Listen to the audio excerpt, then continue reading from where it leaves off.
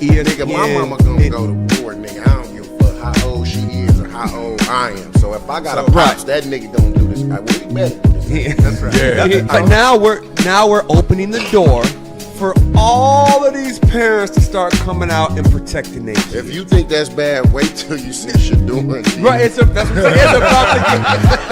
get Dion already doing that. We all saw what we saw, and you know what we saw. That's elementary school. No. That's it's like when you a teammate, he push him like, man, like, let's go. He push him like, get off of me. Get off of me. Get off me. No, don't touch me. Was it worth the $30,000? Now? In the moment. In that moment. Use up. You remember? Was it bingo night or was it? 44. You know what we do on this show, boy. We flow, boy. But I'm gonna keep it high level. This is gonna just give you the beats. And I give you my opinion at the end on all of these topics. But what's going on, the core issue, is the carriage rights fee. First of all, start off the right way. Exactly. Let me start out like this. This is why I'm broke and you got money. this whole Dak Prescott saga. What are those? On the field, I got metric after metric. He's a winner. Okay, he's number one in all categories for the Dallas Cowboys first 5 seasons. Off the field, unquestionable character. Like, the only thing you got on Dak Prescott is, I am undefeated. Oh, come on. And me playing basketball, and I just want to light up. He's getting up. And show, yeah, we doing this for real. This one?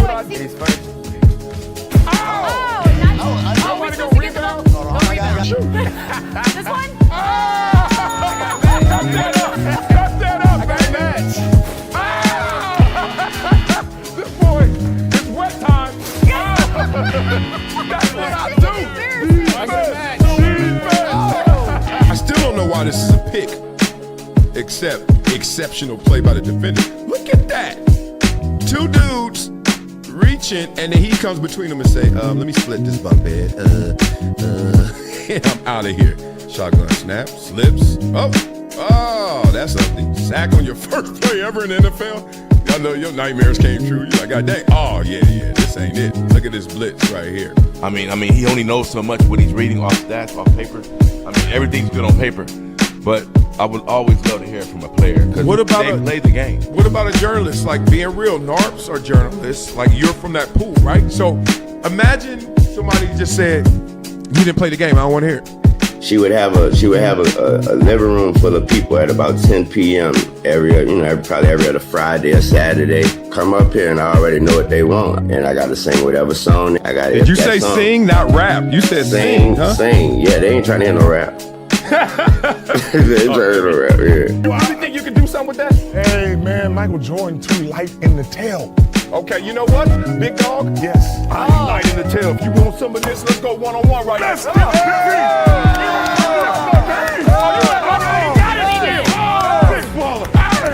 Everyone's playing the hits, but I'm a DJ. And one thing I know from my DJing experience is that you don't just play the hits. You play things that people haven't found out about yet. Discovery. Not up to me. I don't have this ego where I'm a buck, talk trash, and be like, yo, I don't like this. I don't like this. I'm gonna be like this. All right, I got enough talent. I got enough belief in me. I know what I want to do. Yep, let me go do it.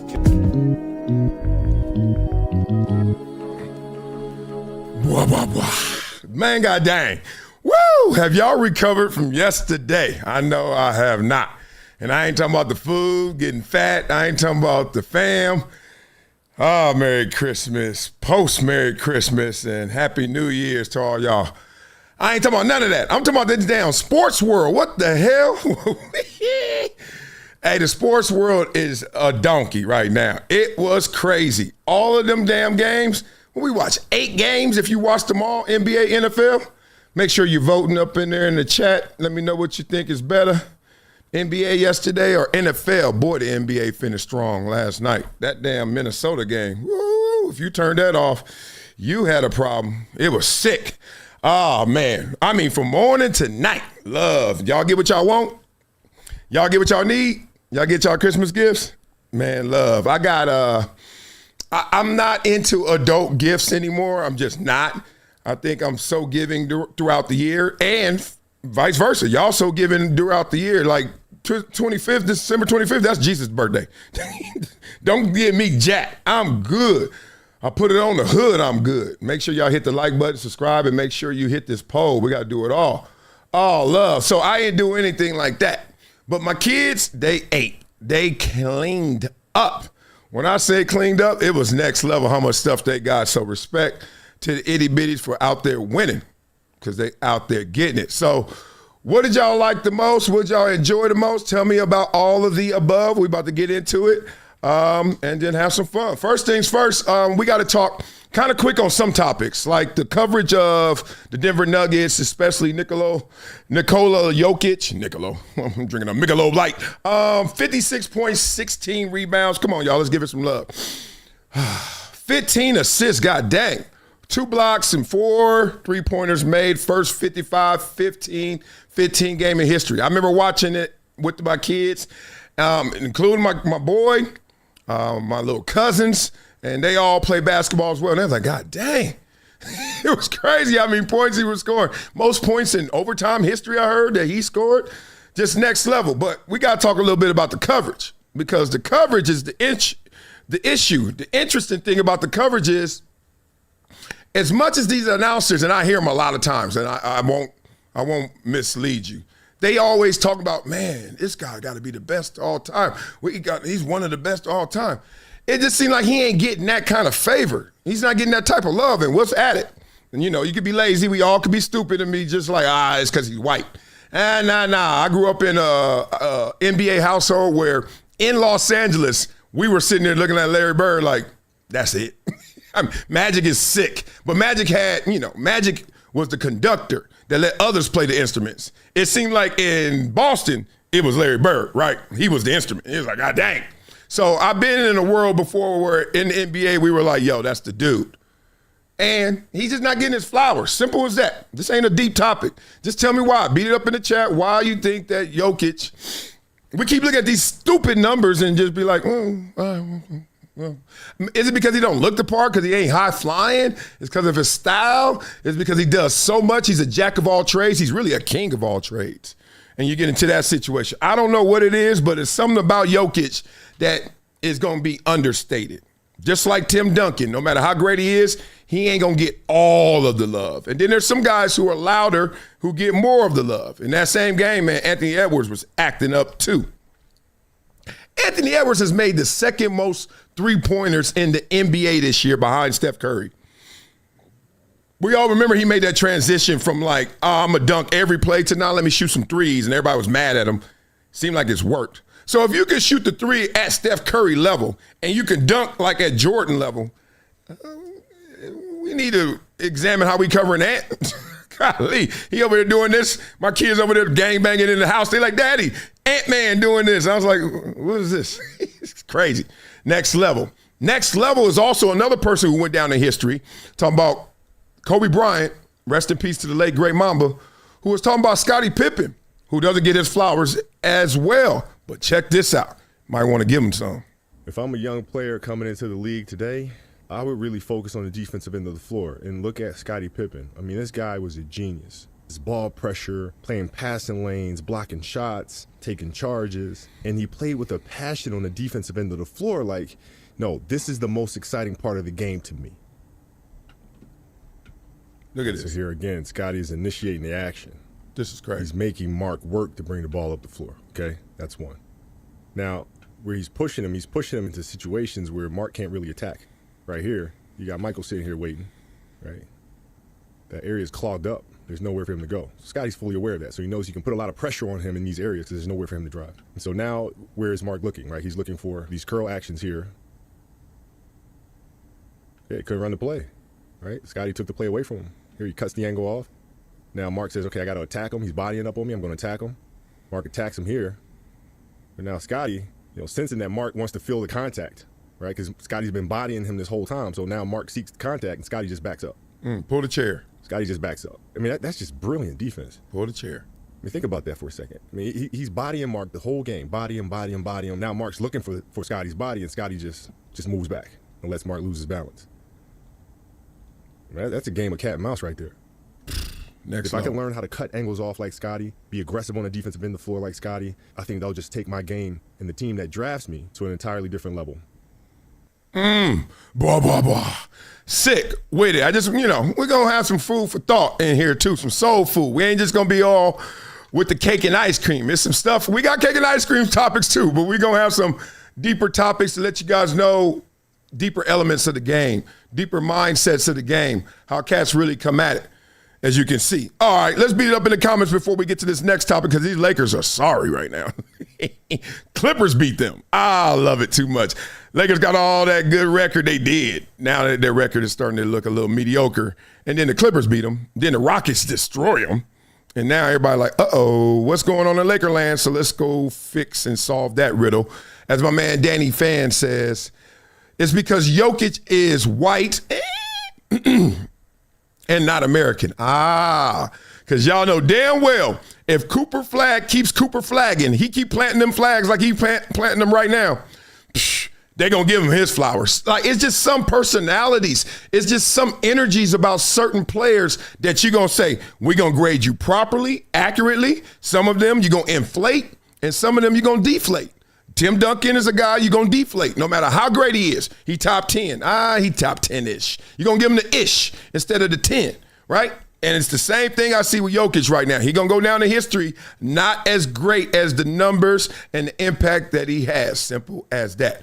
Now, speaking of all that, what's going on in Lakerville? We got some problems, impact, numbers, all kind of issues, personalities as well. Let's go. We've been a good basketball team. When we haven't, we're a terrible basketball team. And tonight we were a terrible basketball team. And that started legitimately right away. We don't care enough to, do the things that are necessary. We don't care enough to be a professional. It's, we had it. It can change like that. We don't have it right now. What I said the other night, it's a matter of making the choice. And too often we have guys that don't want to make that choice. And it's pretty consistent who those guys are. Oh! And so Saturday's practice, I told the guys, it's going to be uncomfortable. The meeting is going to be uncomfortable. I'm not doing another 53 games like this. Woo! You can tell JJ Redick believes in himself, believes in his philosophy, and believes in his team, actually. But this team is not living up to standard. So he said the same guys consistently. Now, without blowing up the spot, who are those guys? Beat it up in the comments. And he has to be talking defensively, be real. Because you got Luka leading the league in scoring. You got Austin Reeves having a career year. And you got LeBron at 41 still giving you 20 plus. So,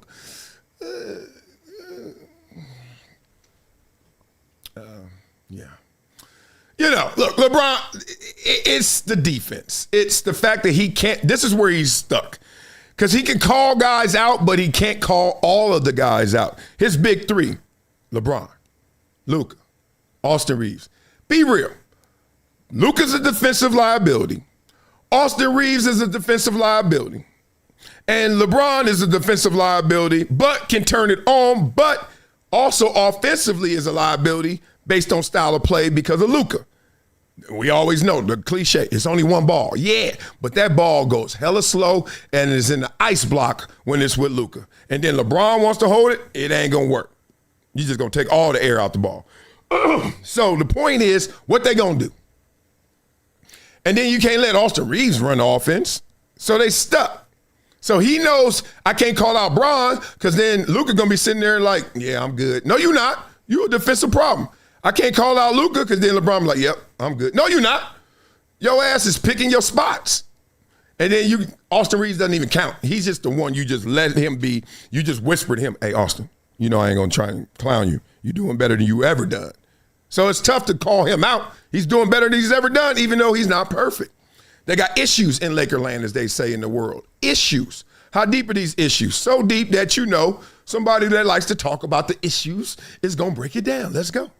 JJ Redick, everybody find it cute and funny when he goes on these rants and publicly calls out his team, but J.J. Redick got to do better as well. It's always everybody else's fault, but not J.J. Redick's. That's a problem for me. And he talking about his team not being consistent, not playing hard, not doing the little things. Well, guess what? That's a reflection on the coach. Ooh. When your team is not responding and your team is not putting the effort that's needed to be to compete at a high level, that means that they are not listening to the coach and the respect level is not there. So again, yes, do Luka Doncic have to be better? Can he stop complaining to the refs like he did all night long? Absolutely. Can LeBron James fix his damn body language and act like he's engaged in the game of basketball? Absolutely. But J.J. Redick, you could be better as well. Why are your guys not responding to you? And I'm going to say this again. I said this last night. If J.J. Redick continue to do this and continue to call out his team publicly, he's going to put himself in a more worse situation than it is now, because he's going to continue to lose the ears of that locker room. Blah, blah, blah. Yes and no. J.J. Redick knows I can't keep going up there all the time critical of this team, and he wasn't, because that's when the team was winning. Now LeBron wasn't playing, so that's a problem. You holding your breath, right? You haven't fully exhaled when you giving this criticism or praise if you're J.J. Redick and LeBron's not playing, because you know that's not your real team. And everybody was a little scared. Oh, man, LeBron going to come back. We're going to have all kind of problems when he come back. Everybody's like, how you going to hate on the GOAT or second best player ever coming back? How is that going to be a problem? Well, it's become a problem. As you can read in this headline right here, it's going to say game over. LeBron James exits a team worst -33. As we know this year, even Luka defensively has had a better plus-minus than LeBron. What? The Lakers have now gone 3-6 in their last 9 games. I wonder what changed. You wonder what changed? LeBron James in the building, y'all. Let's check it out. This got to be the worst flop of the year. Okay, watch this. LeBron. Look at this. What in the hell is this, man? Okay, let's look. No one touched him. Look at this. He literally did a whole flip. Come on, man. And you telling me this ain't destroying basketball? Come on, man. Well, it's not destroying basketball. I mean, he did get pushed. And then like in soccer, like in basketball, I've come to understand and respect the culture as I coach basketball. You got to sell them. There are too many chances, too many opportunities for you to affect the game by the referees if you don't make sure you have your influence. So that's what flopping is. Flopping is a bad word, a negative connotation, a negative word. But the real is influence. You're trying to influence the refs. Every single play, they run it up and down the damn court with them in their mouth, the whistle, and they can blow it if you influence them. So I don't go there with the flopping. Y'all can go there with the flopping. You get tired of it. Yeah, I'm selling something. Right? In soccer, when the guy's laying there at the end of the damn match and he just on the ground can't get up, you know what it is. He tired. I'm tired, boss. You mad at him like that? God dang. Okay, we'll be mad. You're just going to stay mad because they're going to always try to have that kind of influence. So the real issue with the Lakers is they're not put together properly. You know that. Let's just be real. Call it like you see it. The Lakers, you would have not said, I want a team. Okay, you at the playground. We get free throws. First 2 are captains, right? And this happened to everybody. And you like, I'm going to pick the best 3 players available. However, when you look and see those players together, you're like, that ain't the best team. And usually that team will face somebody else that is better constructed as a team. That's why Team USA has so many issues and criticisms from the fans, but they go out there and typically win, right? They don't pick the best 12, 15. They really don't. You saw what happened last year. Did you all see it? Did we see the best players from the Celtics on the team? Huh? Anybody see Jaylen Brown on the team? No. What they do is they say, look, we're going to have to match this thing up because we got some problems in terms of matchups. And the Lakers have problems in terms of their matchups, in terms of the chemistry. And people always want to forget the chemistry because they love the physics. I love the big, the tall, the strong, the fast. That's all physics. What about the chemistry? Talking about the chemistry. Y'all don't want to talk about that, huh?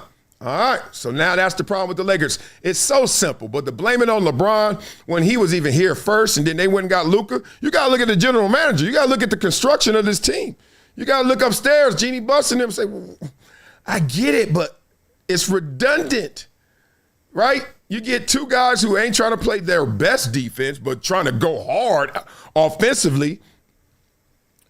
Good luck. Good luck. See how that turns out for you. Beat it up in the comments. Let me know what you guys are thinking because we know they got problems.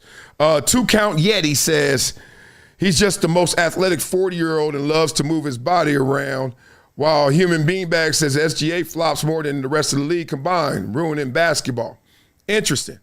Y'all love to say something ruining basketball. We got that topic coming up too. Old NBA coverage versus new NBA coverage. Y'all know the difference. We all see the difference right now. So let's talk about it as we get into this topic about what's going on in Baltimore. Because something wrong. Something really wrong. It ain't just Lamar been hurt, Lamar in and out the lineup, they may miss the playoffs, blah, blah, blah. It's something deeper. Something deeper. And they're going to go here. Let's go there with them. Jesus. Baltimore Suns' Mike Preston woke up and chose violence because he said Lamar Jackson is an overgrown kid in an adult's body. Whew. Wow. We're supposed to be brothers. What movie? He doesn't need to be up late at night playing video games or falling asleep in team meetings. Ouch. Somebody knows something and somebody's saying something, true or false. It ain't good. All right, so we know the NFL playoffs are starting, and right now the Ravens will be looking on the outside if they started today. They are not a playoff team as of this moment. Now, they talking about the current relationship between the two-time NFL MVP and Baltimore Suns. So beat writer Mike Preston didn't miss words, painting a portrait of a talented player who needs to examine his work ethic. Ain't nothing worse than being a quarterback and they questioning your work ethic. Ooh, you could be a D tackle. You could be a running back. You could be a receiver. But if you're a quarterback and they say you ain't first in, last out, and all that kind of stuff, that Peyton Manning stuff, that's how they start messing with your money. So in a column titled Ravens, Lamar Jackson are at a crossroads. He made multiple claims about the quarterback's off-the-field habits, specifically alluding to him staying up late, playing video games, and falling asleep in team meetings. Okay, now some of this is old school people talk. Old school people talk like that. You're up late, then I saw you fell asleep in a meeting. Well, I could have went to bed early and still be bored in that damn meeting. So I have this, they call it adrenaline deficit. Not, I think syndrome too, but adrenaline deficit. So if, you know me, I'm hype. I'm always hype. I'm always excited. When you take me into a room like a library, you take me into a room like a locker room at halftime, I used to fall asleep every single halftime like this. Not like long, but like this. I'm listening to coach. He's like, all right, we got to do this. Wiley, you got to go make sure you start right and run that rip. Make sure you hit him with that arm up, okay? And I'm like, he's like, Wiley, you good? I'm like, yeah, because I just was out there in front of 80,000 people hitting the corner, finna get busy asking the quarterback, who is he? And now I'm up in here and you over here talking about, I already know that. So I got an adrenaline deficit. Some people have that. It's not properly diagnosed. It's not something you go to the doctor and talk about. But dog, find yourself in some situations. I hit that nod. One time, I tell you, I ran off the damn road off Crenshaw in college. Why? Because I just got off work, just had a big ass sandwich, and was riding and was in traffic forever. Then finally hit Crenshaw, made a right off Wilshire. Boom.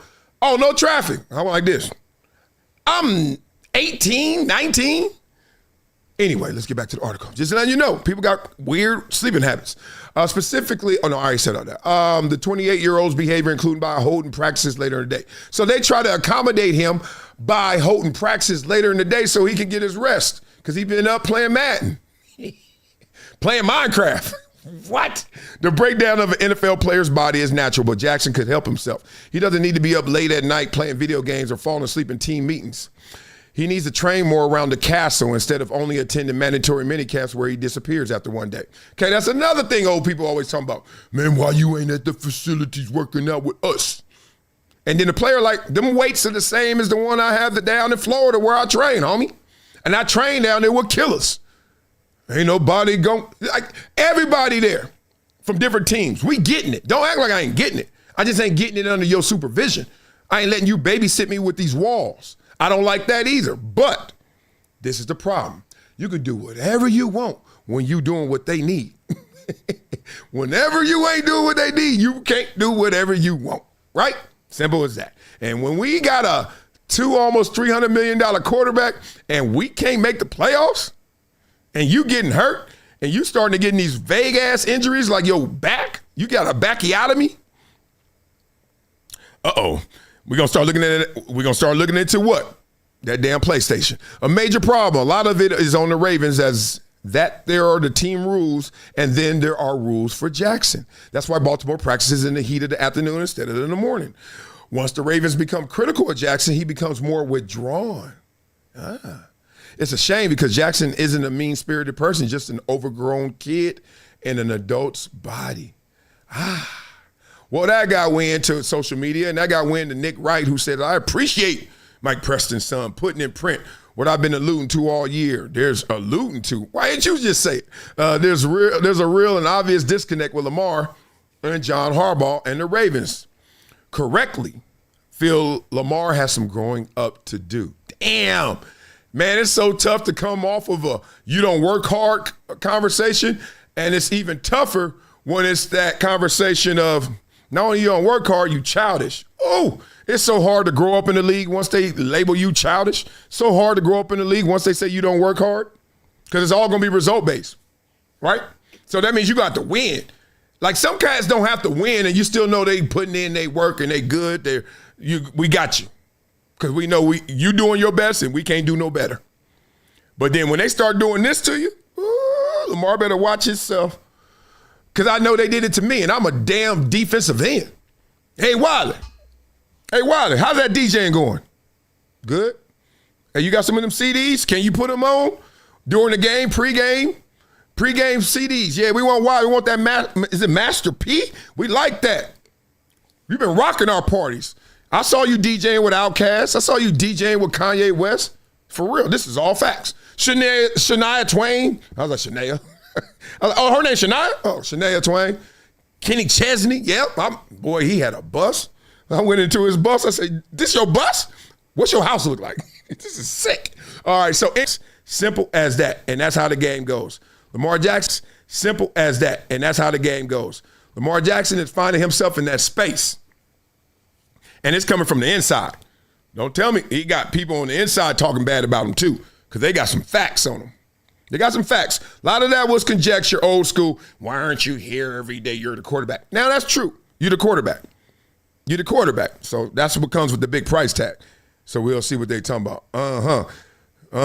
So the Ben C thinks it's about his position and his style of play. I never liked running quarterbacks. Nearly all of them were half bad running backs and half bad quarterbacks. You got something there. That's interesting.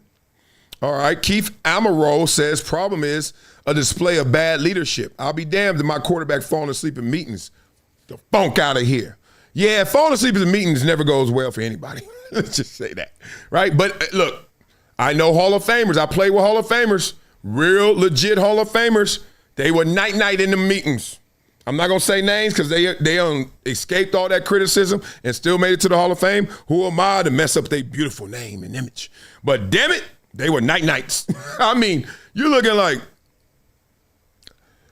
and it's almost like you're thinking this is a rite of passage in the weirdest way. Like, if I get good enough, I could be like him, and then I get the perks of what he gets, which is a different set of rules. And with those different set of rules, guess what I get to do? Go night in the meetings too. Because I ain't gonna lie, the meetings are pretty redundant. Coaches got to get paid based on how long we been here, how long you been in this meeting. You know, like the owner doesn't know what the team is up to, but he knows wins and losses. That's how it goes. It's the pecking order. Owners fly over in their G5s, G6s. How many wins we got? How many losses? How much money we making? Okay, good. But then it's, the team president, general manager. Oh, man, is this guy good for us? Is this guy doing his job? And it's up to the coach to get the production out the players. So everybody's got something different. So how does a head coach know his assistants are working? They're working. He literally be like, all right, we getting production? Kind of, because, it's a win-loss league. So half the team going to win, half the team's going to lose, right? Half times, that's how every contest you're going to go in either win or lose. So then it's like beyond production, they be like, how they looking? And if they look good, you don't trip. But if they look bad, be like, how long have they been studying? How long were your meetings? How long were you working? All that kind of fakery. Just foolery and fakery. But you got to do it. You got to babysit the walls. I know y'all know that in y'all work, y'all cubicles. Got to just be up in there acting like you filing papers. You know damn well you're on Instagram, but faking the funk. Come on. Speaking of faking the funk, college football, according to Urban Meyer and others, y'all faking the funk. Them playoffs was horrible. It was awful. Miami, that offensive performance was not good. You know, it's really not fair to have those two teams, James Madison and Tulane. It's not the best 12 teams in America. It's really not even close. What's amazing to me is what did you expect? And when I saw it hit, you know, I thought it's really not fair to the players involved. It's not fair to the coach. And it's certainly not fair to those two teams that were left out. All right, blah, blah, blah. There's more. But the thing is, we know that wasn't the best 12 teams. And it's weird, every year in some form or capacity in some sport, we get suckered into some little tournament that we're like, oh, we want to see the best. And then you really ain't. What you're really seeing is what this headline says, basically. Y'all ready? College football first round frustrates everyone because it's completely unnecessary. The goal isn't to create the best system to determine the champion. It's to determine the best system to generate TV ratings. And one key line in here that was sick. They were talking about how the matchups is one thing. We all know the ACC kind of, fumbled the ball. Notre Dame did. Whatever it is, we ain't going to be in no conference. Oh, why we ain't getting no love? We ain't in no conference. Okay. So the dud of the games, G5 schools need to, group of five, get out of here, all that stuff. But one thing they said is this. Peep this. Y'all, this is how the boiling frog works, They always say you can't boil a frog. He'll just hop out, ribbit, put him in, put a pot on the stove and go, put the heat on it, and then it'll start bubbling, ribbit. And then all of a sudden you put him in, he gonna hop out. He like, what? That's hot. But then, same frog, come on, we all had chemistry class, so don't act like we ain't kill some frogs. So then, biology class, right, biology. So then you could do it this way. Put him in some room temperature water. Just let him sit there. He like, oh, yeah. Little lily pad. Ribbit. And then you turn it up little, degree by degree. Ribbit. Hey, ribbit. Ribbit. He just gonna sit there and get boiled, right? Crazy. It's real spit. So that's how it goes. This is a great part of this article. The goalposts have been moved so many times in recent years that it can be hard to remember, but it truly wasn't that long ago when everyone understood that no team outside of the top five, maybe even the top four, deserved to play for the national title. We use quotations there because we admit it's a silly notion, but it was very well understood all the time, right? For most of college football seasons, as far back as anyone can remember, the only teams in the national title discussion come December were either undefeated or had one loss to a highly ranked opponent. Everyone else, enjoy your Citrus Bowl and Holiday Bowls. Y'all remember those days? Wasn't too long ago, right? Wasn't too long ago. But now, we in a situation where you see teams start off 0-2 and you're just like, here's their path back to the playoffs. You see teams, we over arguing, do they got 3 losses? Oh, which 3-loss team still deserves it? And just a few years ago, we were in a whole different mindset. So peep game, that's kind of interesting to me. That's crazy. So now, look how we got boiled. Look how the frog got boiled. Simple as that. Now, some things ain't that simple. And this one is one of them. This is sick. Buckle up your seatbelts. We're going to go into the civil war of ESPN after we go and beat it up in the comments. There's a civil war at ESPN. Pat McAfee's on one side. And crazy enough, because he's licensed, because he's an outsider being purchased, leased to come to ESPN, ESPN's on the other side. Ain't that wild? Crazy. All right, let's beat it up in the comments what y'all talking about. Dr. Sebastian Longstaff says, release the Marcellus Wiley files. No, I wasn't a bad teammate. I mean, look, I wouldn't have played in Jacksonville my last 2 years when I didn't have much production, but I still was on the team, and they loved me. You know why? Because I was a good dude. I'm just a good dude. Nobody could tell me I'm not a good dude. That's one thing I know. That's why I know so many dudes. That's why I know so many people. So it was just not that. But, yeah, look, I took advantage. When I was the man, I acted a little different than I did when I wasn't. And I had to. That's what everyone does. You're supposed to. You're not supposed to act the same. I hate when people do that. When I get mine, I ain't going to change. Yes, you are. You're going to dollars and change. And more importantly, you're supposed to. It's okay. You're trying to tell me when you are in the mailroom, you're going to be the same as somebody who's making $100 million as the CEO of that company? You the same dude? If you the same, you ain't going to ever be the CEO. If you even thinking you're going to be the same, you'll never be the CEO. It's okay. Let it go. So my fouls ain't that gangster. I just was a nut. I'm just silly. Like, we're going to have some fun on this team. That's what we're going to do. And work hard and ball out. That was life.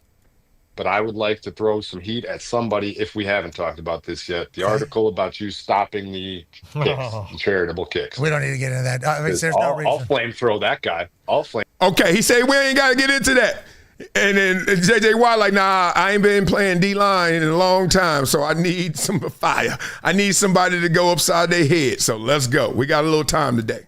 And throw that guy. Whoever the hell the anonymous quotes in that article were. Yeah, but this just like kind of goes to show everything that we've kind of been saying about how everybody is kind of just like, that's an absurd thing. I mean, big night out, I gave away like $3-4 million to people and, potentially changing the same similar type of thing. It's like, it's just all very fascinating how much hate like these people have for us, and it's like. It's unbelievable. It's awesome. These people. We ain't racial right now either. These people. He talking about ESPN, y'all. He talking about where. He doesn't work, so I can't say that. He talking about where his show is housed and distributed. He talking about them. Unbelievable. Thank you. It's very cool that we have it. Yeah, they say having heat's good. We got good heat out there. But like these people are just so fucking blind by it. It's a very absurd thing. But on that note, we just had a $1.5 million kick in front of 110,000 people. I don't know what else we get. And who knows what College Game Day looks like next year. I mean, there's like so many different variables to it.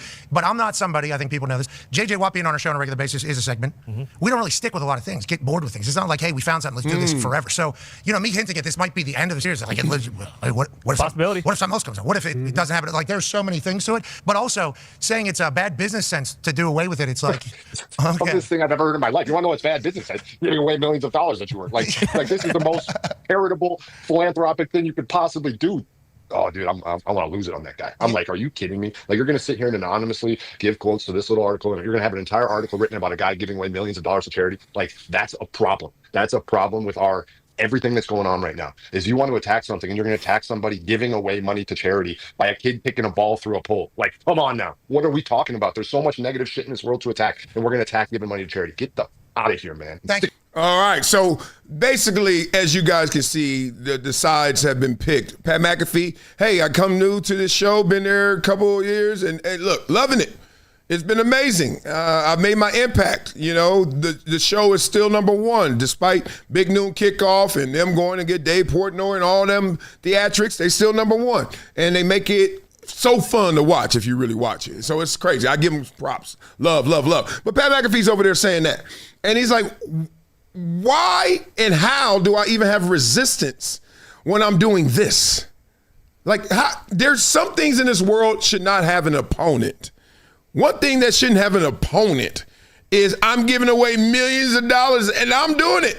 Like, I'm not asking to come out the talent budget. I ain't asking Kirk, Herb Street or something. Hey, you got 5 on it? Like, I'm doing it. And then if I'm saying I'm going to change it, it could be even better. It could be even bigger. It could be Pat McAfee's kicking contest sponsored by, U.S. Bank. I don't know. He said it may not be here because we get bored of stuff. So we either got to get better or we got to get bigger or it's gone, booger. It's simple. Who fights that? They do.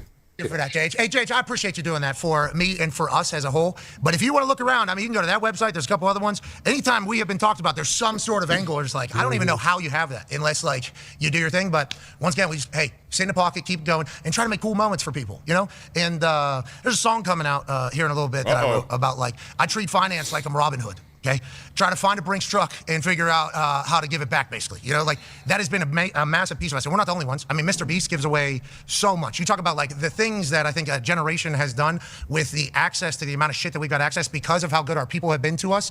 It's like there's a natural reaction to want to give back and give away. And it's like I think some of the olds just like don't fully understand. You know, and I think there's a lot of people that don't really understand like that is his money. It's coming from someone else. Like, well, all money is earned from somewhere else. But yes, that is certainly coming out of our company's account to these people and to these charities. So it's like that's a fulfilling thing to do, though. Like it's a cool thing. Now, do you find out new ways to do that? And like, do you do things like that? I think so. We've kind of proven to do that. But $1.5 million kick in front of 110,000 people at a college football playoff game. I don't know what else. You know, I don't know what else we did. But if there is something.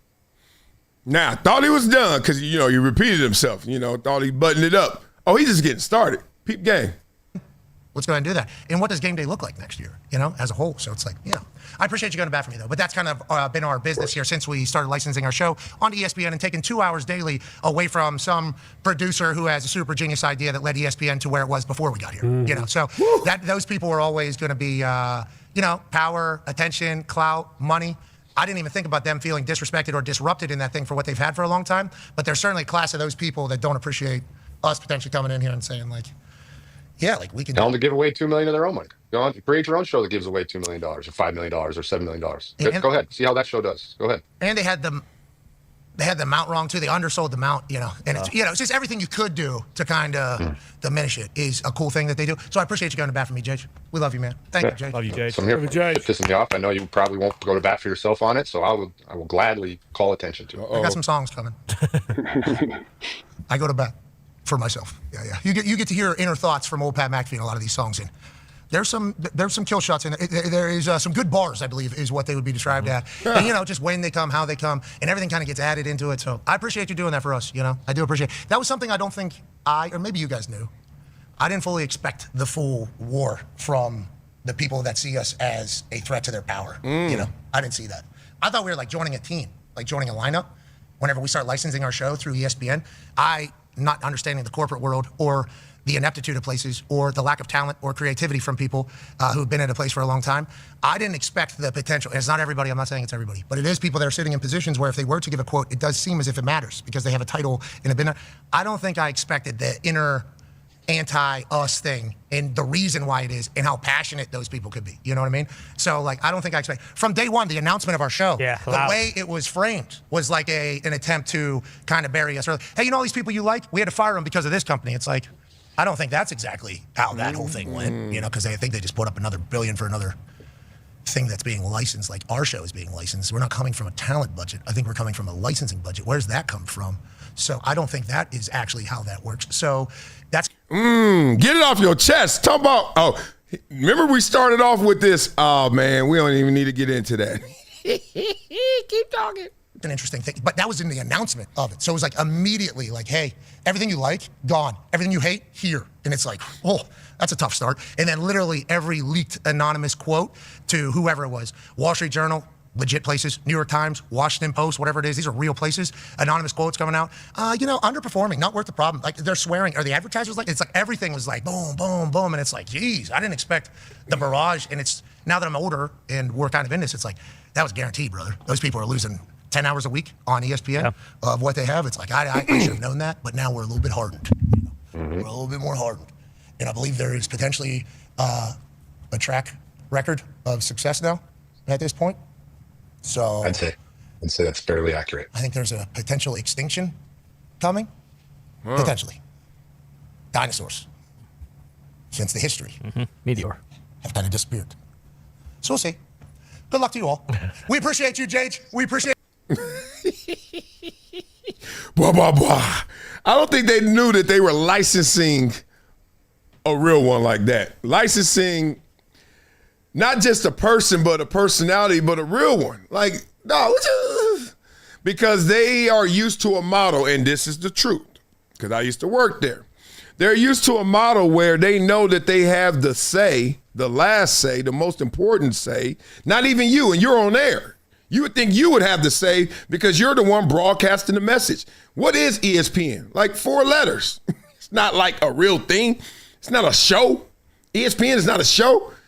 It's a collection of all those individuals and people behind the scenes. We get it. The business, we get it. The infrastructure, we get it. But those personalities is what we say and what we mean when we say ESPN. But they are not the ones who have the final word, final say. Because you know what they hang and dangle over you? That carrot, that money, that opportunity, that upward mobility. Remember ESPN when it first started, late 70s, then it rolled in the 80s, early 90s. It was sick. It was Stuart Scott, Dan Patrick, Rich Eisen. And then you saw all of those guys basically, except Stuart Scott, go somewhere else. Remember that? That was the meteor hitting the first time. What happened was they basically looked around and said, these dudes are bigger than the 4 letters. And they acting like it.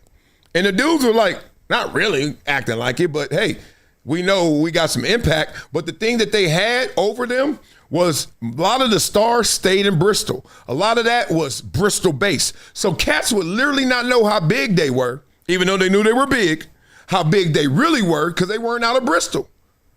Like you ain't, like in LA, you could think you bigger than you are because you on Rodeo. Yeah, but the disparity of who's on Rodeo is the issue. It's somebody that just ain't got $5 to their name walking into the Louis store. Now you got to have an appointment. But the point is, you can walk in there. Same dude that got $5 billion is walking next to somebody who got $5, maybe. But in Bristol, you walking around and you are a worldwide star, sports star, broadcasting as well. And you don't even know because you got to go to the diner. You got to go to the same diner as everybody else. Hey, Joe, what's up today? Hey, how you doing there, Dan? How that show going? I listen to it when I'm on the road, but I ain't on the road that much this time. You know what I mean?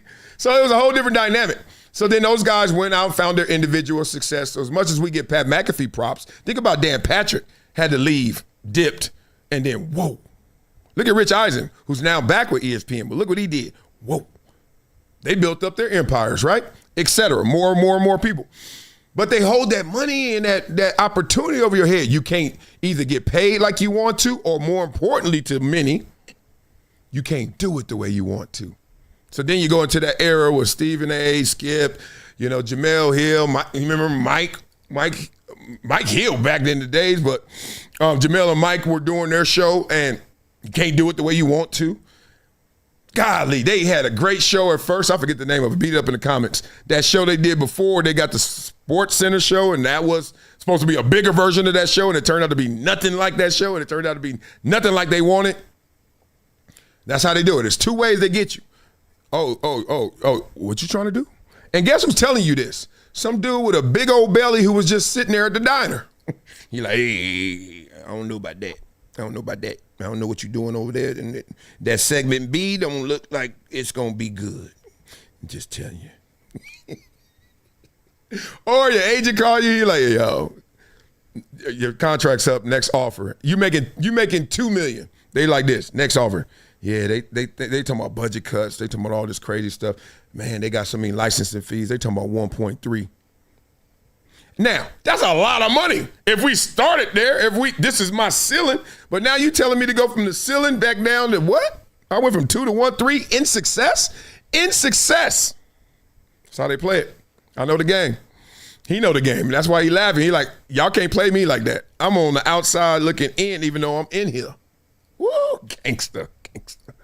So it went from him talking about, look, stop hating on me because I'm giving out this money.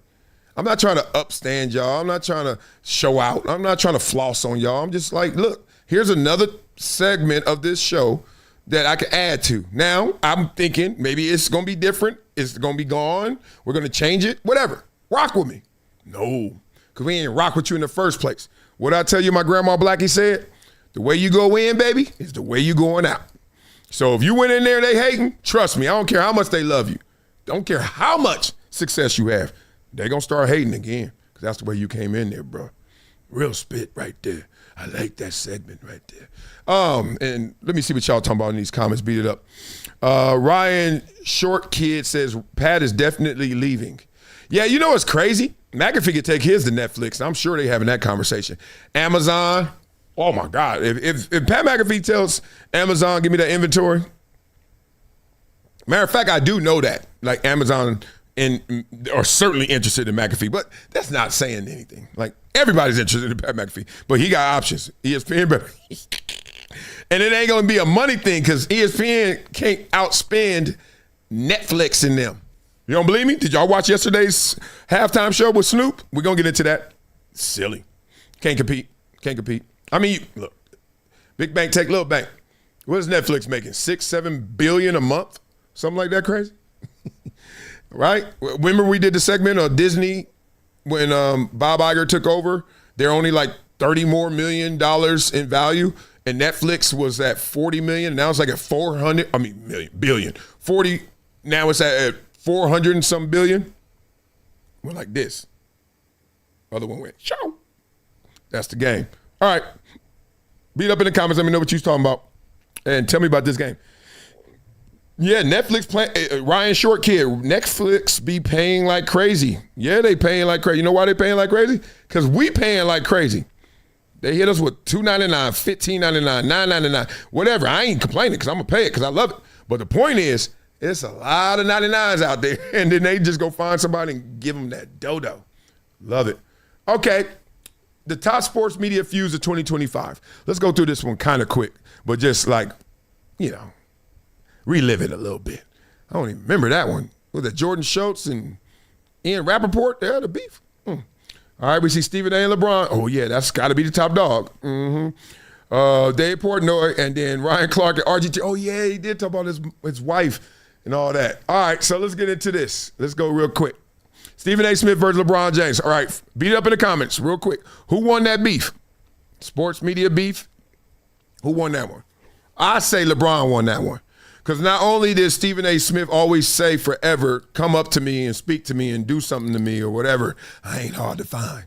Well, I found you. And now it's hard to hear you, right? Whatever. Then you went on the gangster rap tour. You did Summer Jam and start talking about LeBron crazy. And then LeBron said, oh, that's what we doing? Okay, I'm going to go on McAfee show. Yeah, some things, like we just said, don't have an opponent. Stephen A., you lost that one. It's okay. You might win some, but you just lost one. One. Shout out to Lauryn Hill, Columbia Lion. Have I told you all my Lauryn Hill stories? Her and I rapping on the phone, real spit. Before she was Lauryn Hill. She was just Lauryn Hill.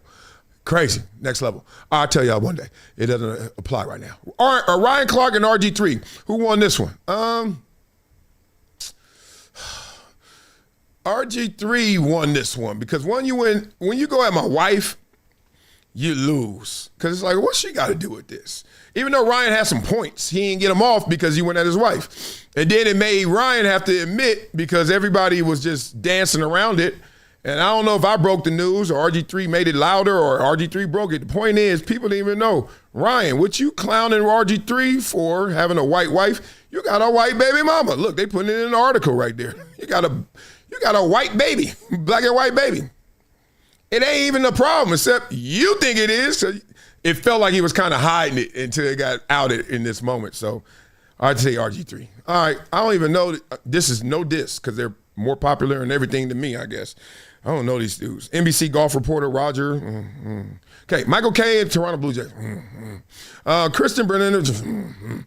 Dave Portnoy versus Ohio State. That's always. So I'm not even going to stop there. They always going back and forth. Oh, Beetle and Stephen A. Who won that one? Stephen A. won that one.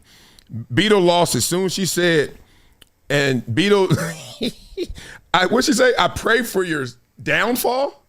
And she's not even religious? Oh, so one, you don't even pray. But when you do pray, you ain't going to pray to God and worship. You going to actually pray for this dude to lose. Oh, my God. Yes. All right, Kirk Menefee and Eric Adams, unless you're in New York, whatever. Jordan Hudson and Pablo Torre. Interesting. I thought Pablo and everybody. Pablo and, what's his name? Who owns the Mavs? Golly, what's wrong with me? I need to go to bed. Mark Cuban. That's better than Jordan Hudson. They just trying to get, as we all are, trying to get clicks. Should have put Mark Cuban up there. That's the one. That was gangster. Mark Cuban and Pablo, out. And now we got Pablo and Nick Wright, out. Jesus. I love being a conflict negotiator. You know what I mean? What was that good movie? They had that dude coming in all the time when they had some terrorists and they had somebody, keeping them captive and kidnapping. He just comes in, grabs the phone. He's like, hey, what you up to? Oh, my God. That's crazy. That's crazy. All right. I think this is fascinating right here. We got another topic to do after I beat it up. Interesting interpretation. As bad as it is for DK, and it was bad. He got fined $555,000 for his 2 games, and then his guarantees were null and void going forward. But Pittsburgh jumped in and said, nah, we ride with him going forward. Forget that guaranteed. But be careful. You better put that in writing. But they don't have it in writing, but they got it in understanding. Pittsburgh said, we got you, big dog. But they ain't going to write it down. They're like, just in case you start dropping these passes, homie. But we all know that DK, as wrong as he wasn't totally wrong. No, he wasn't. He wasn't totally wrong. Be real. He wasn't totally wrong. He was bad. He was wrong. Not totally wrong. Tell him, Aaron Rodgers. There's always a lot of different things that are said. Some things that are benign and some things that aren't. I think there's a mindset that you pay for a ticket, you can say whatever the hell you want. I think there should be some code of conduct. Obviously, that was intentional, and I think there was some celebration afterwards on his part. Obviously, don't condone what DK did, but I understand. There's been a lot of crazy comments said my way over the years, and the truth is that would never happen face to face. That would, even some of the most hated people that hate me the most in the cities that I've played against over the years, especially in FC North, it's always pretty cordial when you see some of those people out and about. But in that setting, there's a lot of things that are said. There's 2 sides to every story, and I support DK. I'll continue to support DK, and at this point, that happened. Yeah, buddy. Blah, blah, blah. Okay. This is what we always talk about on this show, and this is why I don't get riled up and don't care and don't want to fade, don't want to argue, don't even do one-on-ones. I do what I want to do. I'm going to talk. I'm going to point out things you do. I'm talking about it, not you. I'm talking about an idea, not an identity. I don't care. These people, I love them. I love them. Not hate them. I love them. Even when they do crazy, silly stuff. People really think it's different than that. No, it ain't. You want to know why? Because I know in real life how you going to really act. I'm not buying the tough guy. I'm not buying the response. I ain't buying the clap back. I ain't buying it. I know how you are. Because I'm a normal, nice dude who just happens to have access to a lot of people and a lot of good things. But you ain't fooling nobody. But you're not fooling me. You're fooling a lot of people, but come on, dog. It ain't that deep. It ain't that deep. Because just like a fan, I can't stand you, Wiley. You suck. You can't get a sack to save your life. You're right. Then I get a sack. What you gonna say? Or I don't get a sack. And then I told you he sucked. Every time I see him, he sucks. Every time I go out to this game, I'm tired of spending my money while he sucks and we can't get to the quarterback. We can't win the game. Then I'm walking, creeping. I'm walking, get my car. And guess who's there? I don't know who he is, but he's the same guy who's like, you suck. You can't get a sack to save your life. Now he sees me. 99% of the time, what happens?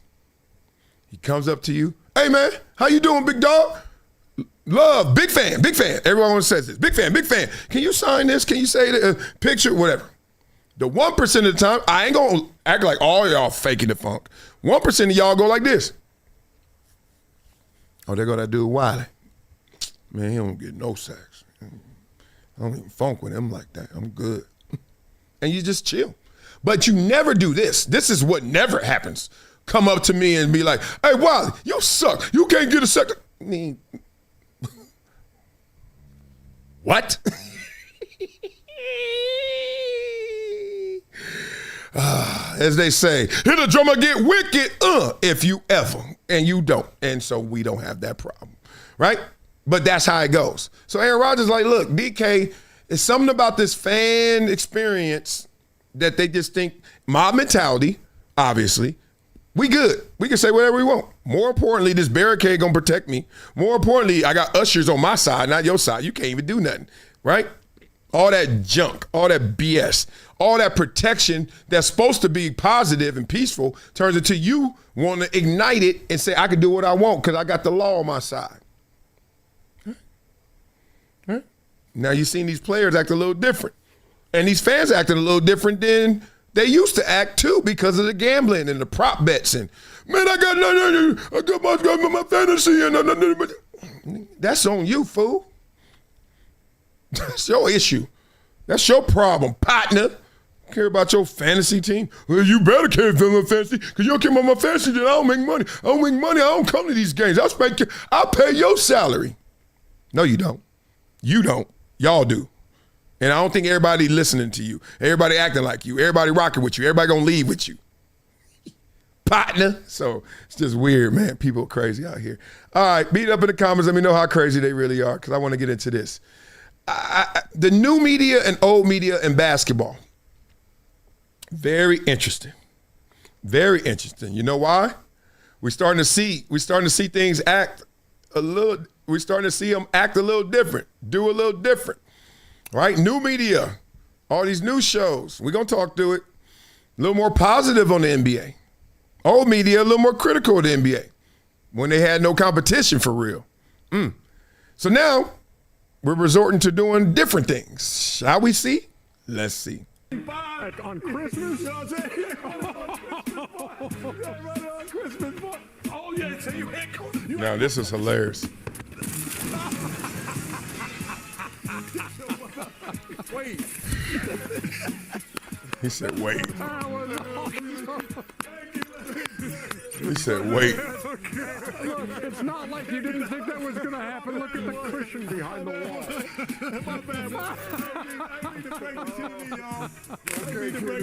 Oh, my God, they are stupid. Ladies and gentlemen, he said, Come on, y'all. Gotta love it. Gotta love it. Right? Every joke has something serious about it. And that was funny. Being real. But it was met with some interesting responses because people are like, oh, that's what we doing now. That's what we doing now. We got to do that. Why are we doing that? Where y'all get that from? That ain't how y'all roll. Now, I thought it was hilarious, but beat it up. You doing that, it's like we got to lighten this up around here, you know? We got to change this up real quick because we getting a reputation of being a little too critical, a little too serious, even though that's the same group that did what? Y'all remember?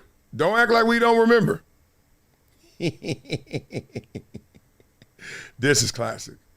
Remember when Kenny was running to the screen and this happened? Don't get your butt out of here, y'all. Oh, that was bad. Look at his foot. That was bad. And a little robot. That was bad. A little ball. All right, Kenny. Yeah, I'm all right.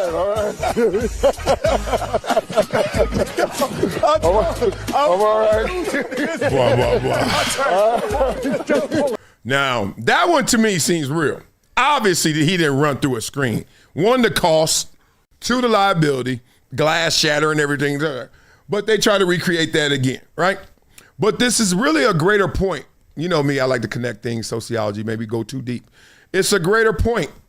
It's a greater point of, okay, let's do something for real, and then it worked. Let's do something for fake to act like it's real because it worked.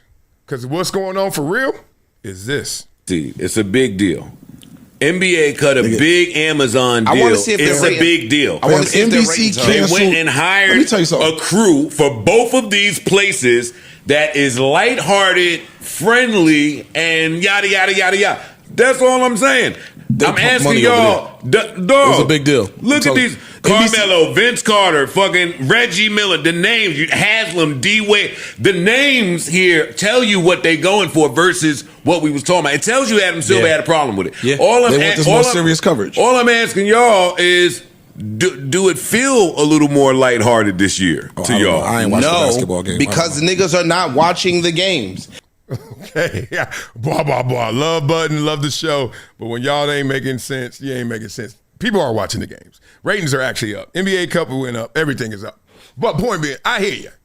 I know what he's trying to say. He's like, nobody care about basketball right now because that's the flavor of the month. But that's the point. Adam Silver got tired of everyone thinking it was the flavor of the month and it was cool and fashion to talk about the NBA in a not so flattering way, including its own coverage.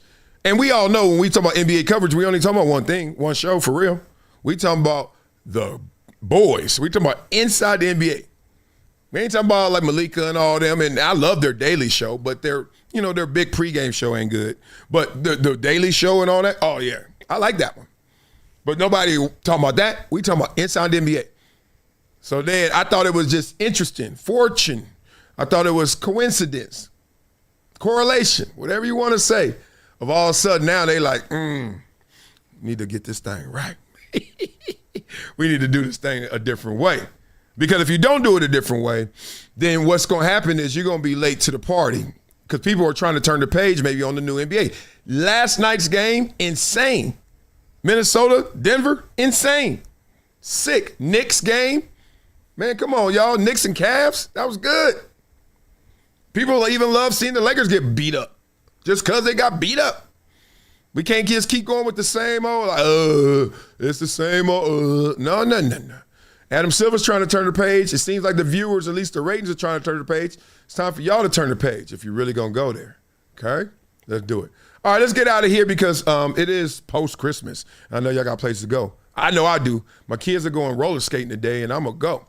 So I just want to end it on, you know me, music. Let's go. Bar for bar, lyrically, who's your favorite rapper from Queens all time? Nas. Is that Cool G Rap? What? I got to go back to this. Hey, I told Cool G Rap this 2 months ago. I ran into him at the Paid in Full Foundation event, which is amazing. Shout out to Felicia and Ben Horowitz, Nas, Steve Stout, all on the board, QD3, respect to all those. But Cool G Rap was my first like real favorite rapper, lyrically, bar. And he had this rap. This I dedicate to this girl I hate. It's a piece of my mind, a rhyme put on the plate. And I remember being in high school, stealing that and freestyling against somebody. And everybody was like, damn, Wiley ate him up. Plagiarized the hell. And then after I got my trophy and won or whatever, from everybody, all their props, I was like, I stole that. That's Cool G Rap. Who's Cool G Rap? I was like, that's y'all problem. Y'all know rap. Anyway, oh, man. Mobb Deep. Who is that? Is that Big Ed? No, he's from Harlem.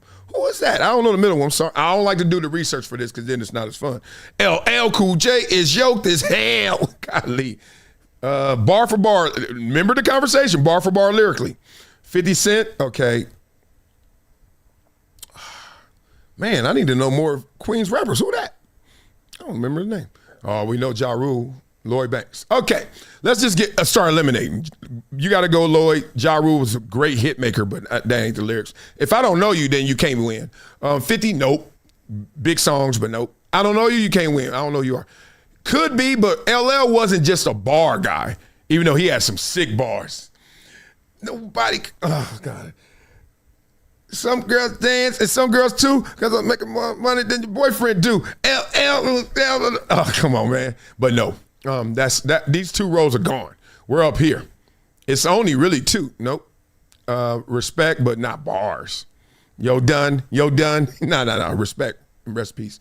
Cool G Rap or Nas? Jesus. You got to go with Nas because he just got a bigger catalog of doing the same thing. So if Cool G Rap is here, and Nas even talk about how he was influenced by him, but if Cool G Rap is here and Nas is here, it's like one played 3 seasons and one played 13. And they both all had 2,000 yards rushing. So as much as I stole and love Cool G Rap, I'm going to show you my picture next time. No, I ain't. I always say that and then I never do it. But I got a picture with Cool G Rap just like, this I dedicate to this girl I hate. It's Nas. Beat it up in the comments. Let me know what you guys think. Love for you guys, man. Have an amazing post-Christmas day. What do they call today? Is today Black Friday? I don't know. I'm black and it's Friday. Maybe it is. I don't know. So love to you guys, man. Have a great day. That I knew that this day was going to come. Okay. Let's get it today. Peace.